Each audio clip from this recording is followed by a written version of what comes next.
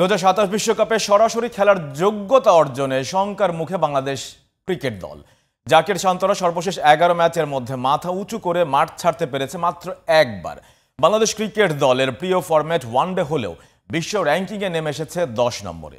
জিহাদ আল হাসানের আরেকটি রিপোর্ট। 22 গজে বাংলার মাটিতে সোনালী সময়টা এসেছিল ক্যাপ্টেন ফ্যান্টাস্টিক মাশরাফি বিন মুর্তজার হাত ধরে। মুস্তাফিজ তাসকিনের উত্থানে 50 ওভার ক্রিকেটে বিশ্ব দরবারে বড় দল বনে গেছিল টাইগাররা। এখন সোনালী অতীত হারিয়ে পায়ের তলায় মাটি খুঁজছে বাংলাদেশ দল।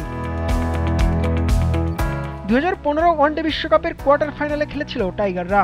সে বছর টানা 5 সিরিজ জয় সহ 18 ম্যাচের 13টিতেই জিতেছিল টাইগাররা। এরপর 2017 সালে ইংল্যান্ডে অনুষ্ঠিত চ্যাম্পিয়ন্স ট্রফিতে মহাকাব্য রচনা করেছিলেন সাকিব মাহমুদুল্লাহ। প্রথমবারের মতো আইসিসির কোনো টুর্নামেন্টের সেমিফাইনালে জায়গা করে নেয় তারা। এই বছরেই সর্বোচ্চ ওয়ানডে র্যাঙ্কিংয়েও উন্নতি করে তামিম মুশফিকরা। 25 মেতে বাংলাদেশ জায়গা পায় 6ষ্ঠ স্থানে।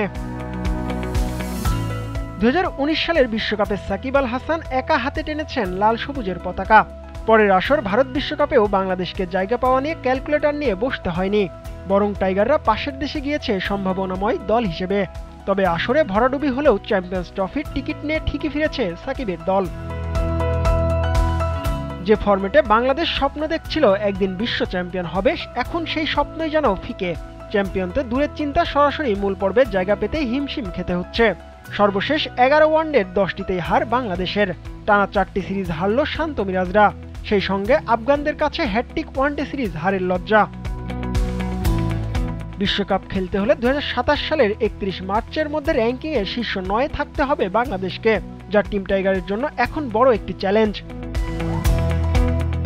জিহাদ আল হাসান, জিটিভি নিউজ।